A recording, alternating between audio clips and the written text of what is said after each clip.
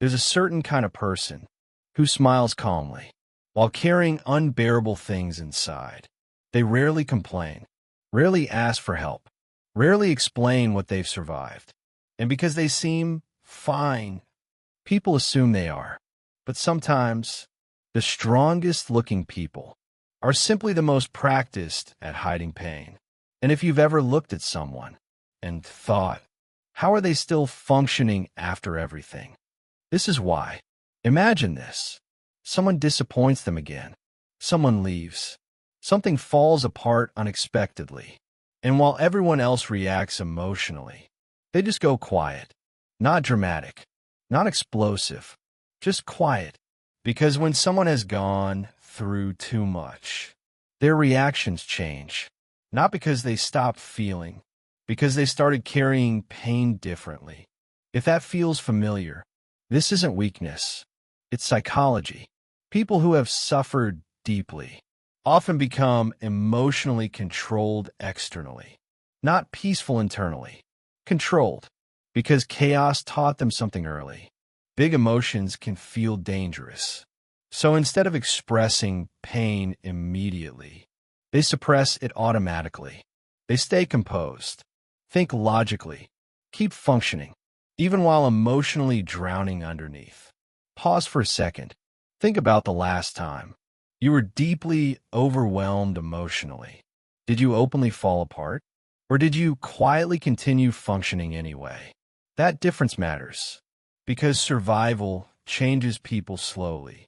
At first, pain feels loud, but after enough disappointment, enough betrayal, enough emotional exhaustion, pain becomes quieter, heavier, more internal, and eventually, someone learns how to carry suffering silently. That's why people who've gone through too much often seem emotionally distant, not because they lack feelings, because they feel too much already. Every new disappointment connects to older wounds instantly. Every rejection feels familiar. Every conflict reopens something unresolved. So over time, their nervous system stays alert constantly, watching, preparing, expecting something painful eventually. Real life looks like this: laughing during conversations, while mentally exhausted underneath, saying, I'm just tired, instead of explaining emotional pain, helping everyone else emotionally, while nobody notices they're struggling too, becoming independent too early, trusting slowly, leaving quietly when hurt, and sometimes feeling emotionally disconnected, even during happy moments, because survival mode doesn't disappear instantly. Pause again. Have you ever felt exhausted, even when nothing bad happened that day? That's what emotional survival can look like. Your body remembers stress, even when your mind tries moving forward. And people who've gone through too much often become incredibly self-reliant, not because they want to be, because experience taught them. Support isn't always guaranteed, so they stop expecting rescue, stop expecting understanding, stop expecting consistency, and eventually, they become the person who handles everything alone. But here's the hidden cost. Strength can become isolation.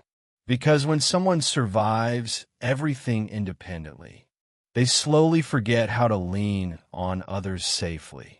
They stop opening up fully, stop explaining their emotions honestly, stop believing people will truly understand anyway. And after enough pain, vulnerability starts feeling dangerous, not comforting.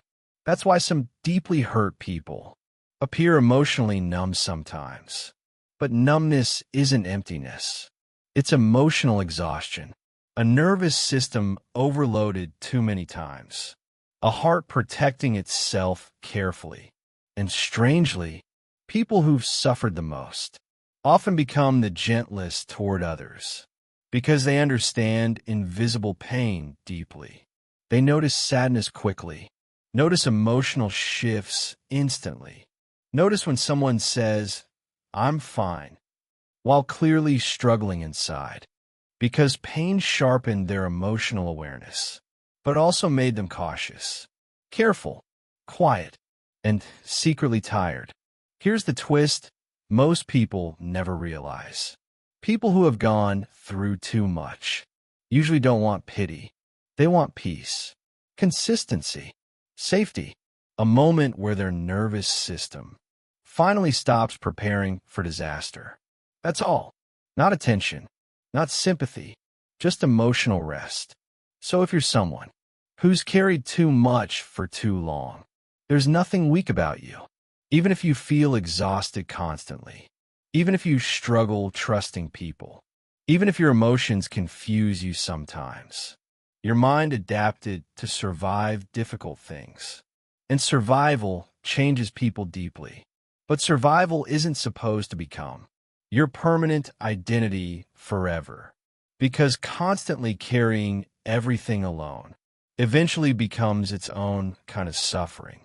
And maybe real healing begins the moment you stop treating your pain like something you must hide perfectly, because strength isn't always silent endurance. Sometimes real strength is finally admitting that what happened to you actually hurt.